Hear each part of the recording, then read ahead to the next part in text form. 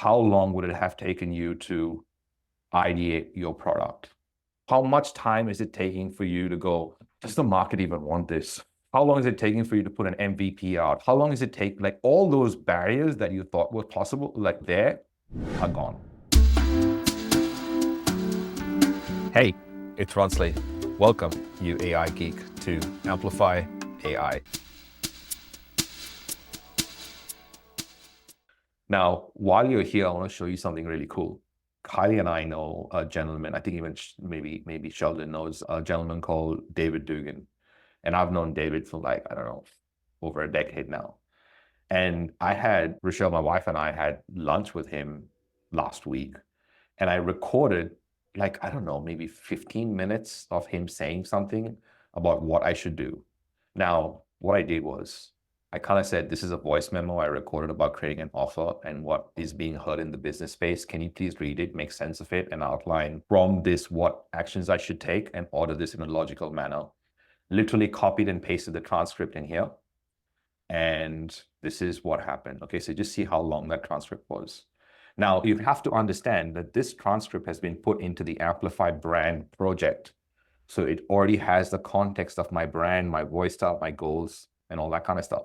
So then it's gone, okay, thank you for this. Here's the analysis. There's a market analysis that he spoke about. Here's the opportunity that businesses need someone to implement AI and train their team. That one line for me is like an unlock, because I want my audience, but I want the audience that implements, executes, and can go hear the results. That is gold, right? And then there's a gap for AI consultants who can provide hands-on implementation. Oh, even more mind blown. Just see this, right? This is from capturing him speak on my phone, and I'm a minute and a half maybe into processing that here. This is what I keep talking about, and this is what, if you haven't gotten a copy of the new book, it's absolutely beautiful. I'm totally in love with it. And the two books together look amazing. But in the book, I talk about the augmentation of human intelligence with artificial intelligence. And this is what this is. Augment things that are hard to do with artificial intelligence and then use human intelligence on top of that. And you'll notice that in my prompting, okay, in my method of writing and asking for things. So then it's gone, here is the proposed offering, here are the target audiences, here's the service components. This is the business model that he spoke about. I didn't even remember that this was spoken about. And then it gave me action items. By the way, this is the things that you got to do to execute on what David just said, right? And I'm like, okay, let's focus. I want you to focus on the annual coaching and training program specifically for these audiences. And I gave it some context. And I also wanted to create a product page for me. So it's done that, and it created a product page for me. Then I went, okay, this is a good start, but could you make it better? Literally, this is great. Could you make it better? It put icons everywhere, made it fucking better, right? Then I went, okay, this is phenomenal, but I want you to change the price points, and I want you to design this in React. Look at this page. This is not even 3 or 4 minutes from voice message. It's absolutely crazy, right? So what I'm trying to get here is, how long would it have taken you to ideate your product? How much time is it taking for you to go, does the market even want this? How long is it taking for you to put an MVP out? How long does it take? Like all those barriers that you thought were possible, like there, are gone. So you need to reinvent your excuses, because we had excuses before that was, oh, I just didn't know how to do it. That's why I didn't do it. Now you don't have that excuse. It's not only that you can know how to do it, because information has always been around, you can execute and implement at speed. What I'd love from everyone here is, what have you learned and what are you going to use? And if there's any sticking points, let's talk about it now. Okay, that was amazing. What's React? Great question. I mean, React is a programming language. I'm just asking it. So I could say create it in HTML. Or so I could input it into my like WordPress site or something, created in HTML, and then I just input the code. Correct. So we were here, right, in Artifacts, and I kind of went and published it, and I copied the link and pasted the link here. So this is a full-blown page now that I've sent to my tech team and said, make this on the website. They've started to do it already. This was last night, so I'm literally seeing this for the first time. So you see how fast that is, right? So that's the advantage of kind of doing this like this, is like you get to ideate at speed. So React, it could be HTML, it could be Markdown, it could be Word. If you haven't already, by the way, inside school, Prompt Engineering 101, episode 93 is free. So you can just go if you still don't have access to lesson 3 yet. But understand this creator prompting framework. This is in the book, but it's a framework on how to write a good prompt. But not only write a good prompt, how to delegate anything to anyone, whether it's an AI or it's a human, okay? The biggest jump that any entrepreneur can go through is going from solopreneur to entrepreneur. Because when you go from solopreneur to entrepreneur, you start to learn things that involves team. There's operations, there's process, there's culture. There's all these new things that come into play. And we kind of attempt that and then go back to solopreneur because we don't know how to explain to the person exactly what we're after. It's called the value alignment problem. It has existed in computer science from forever. It's the inability that we have to explain exactly what it is that we want from any person, from anything. So that happens in AI. So if you want to really express yourself and say, this is what I'd like, this is how you do it. Who's the person that is acting out the prompt? Like, so if you're saying, write me an email, say, act like my personal assistant, is an example. Or if you're writing a Facebook post, act like an expert copywriter, right? There's different ways. So then you say the result, which is, write me a post or write me an article or do my SWOT analysis, whatever the result is. Then you say, for you to do this task well, here's the information you really need. Okay, that's essential. See, this is for any task, by the way, even if you're giving it to your VA or your any team member. This is the result I want you. This is how I want you to act. These are the information that you really need to perform this task and get this goal. I want you to use this approach. Now, if you don't have an approach, you can say, use whatever approach you think is best. But if you do have a way of using the input, say, this is how I want you to use it, then you give it any additional context. By the way, you might need to know, this is my voice style when you're writing. By the way, you need to know, this is my audience. By the way, you might need to know whatever. And the final output is, how do you want it structured? Do you want it in Markdown? Do you want it in React? Do you want it in HTML? Do you want it with SEO headings, headlines? You can say all those things, write them with H1, H2 headers and with SEO. So how do you want the output? And finally, let the AI know that the final result is for this person. So with all that context, it's super hard for you to go wrong with AI or get the wrong result. So definitely go and check out lesson 3 and episode 93 of the podcast. So that will be useful for you to write better prompts. I don't actually have a question, but I can see some use for me in this process because I sit with business owners and I use a business model canvas and customer identification and needs and wants and goals and objectives, just like we used to do years ago, you and I, in our KPI stuff. But being able to now take what they give me, because a lot of these people don't have time. They're flat out just running their businesses. They've got no time to go think about how to do this stuff. So if I can feed them that prompt result, that list of tasks and activity, you go, here you go do this. It's going to be so much easier for me. I've got a story for you. This was like, I think 16 months or 18 months ago. I was in Dubai. So I set up a new company in Dubai 2 years ago. And I was talking to the Abu Dhabi government on AI. And this was in the meeting. And I'm like, are there any issues that you guys are dealing with right now? And they're like, oh yeah, well, the biggest issue that we're dealing with is the transportation of dangerous goods. So knowing me, and some of you know me, I said, like, drugs is the first thing I thought of, literally. And they're like, no, like, obviously not realizing that, drugs is such a huge thing in the Middle East. But I've got foot in the mouth disease, and I said drugs. And they're like, no, it's petroleum and plutonium. I'm like, oh, okay, I understand. So Serious, while they were dangerous stuff. yeah, it is. So while they were talking, I did a SWOT analysis. I wrote an AI called RideFlow. And I said, transportation of dangerous goods to the UAE. And I did a SWOT analysis. And I turned my laptop around. And while they were talking, they were seeing this thing come up. And they were like, how do we work with you? Like, that was the next line. There was no, how did this happen? Why did this happen? They're like, how do we work with you? We had a team of 3 people take 3.5 weeks to get this result that you are talking to me and it's coming up. That is crazy. They could not even wrap their head around it.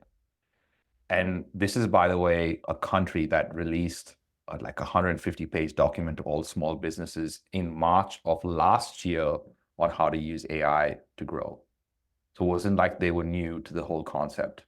So for what you want to use it for, Sheldon, on point, it can do some crazy cool things. Great. Very useful, Ron. Thanks. Yeah, Murray. I just saw you did projects. Is it just one project or you can do multiple projects in there? I think it was the Claude model. I just stuck with ChatGPT. Yeah. But seeing that, I could see it would work with clients that I had, because I work with the large end of small business, small to medium business. Mm-hmm. And it's about complete transformation using disruptive agility. I'm struggling on how do I implement the AI to help them with their processes. Yeah, you would create a project in here and you would put all your frameworks. When we started this conversation, we were talking about Gary's book, Day Trading Attention. So Day Trading Attention is a book that Gary's recently written. He's written it for his team on how, when clients come in, how to get attention for their brands, right? So in here, he's put out a whole algorithm on how day trade attention for your specific business and brand. Now, I've created an AI which asks for like 7 inputs, and maybe a minute and a half later, it'll execute the whole book. So what that means is you don't waste time reading the book. You don't waste time understanding the book. You don't waste time applying the concepts to you. You don't waste time implementation. It's just 2 minutes later, you have the whole book and the whole map done. That is what you should be using, especially if you already have frameworks that you spend years on. That is the money step. At the moment, I'm actually using ChatGPT to write commercial fiction books, using my background, but using it as a inspiration tool. Mm-hmm.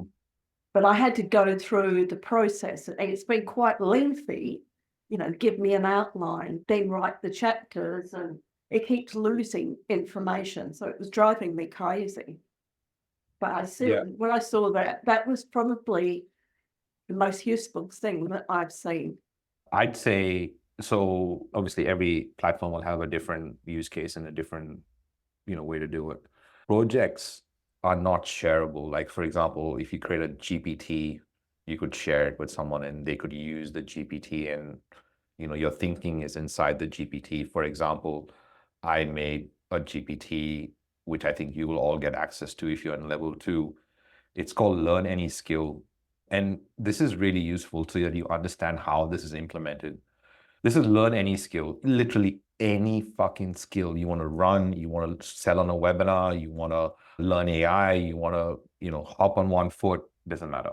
Any skill you want to learn, it'll tell you how to learn that skill, because you only have to give it the skill and the time. There's a book by Tim Ferriss. It's his 3rd book, The 4-Hour Chef. And in that book, he talks about this framework called the DISC Cafe. It's how to break down a skill and give the 80-20. So for example, you can say, I want to learn to run 10Ks in the next 3 months, as an example.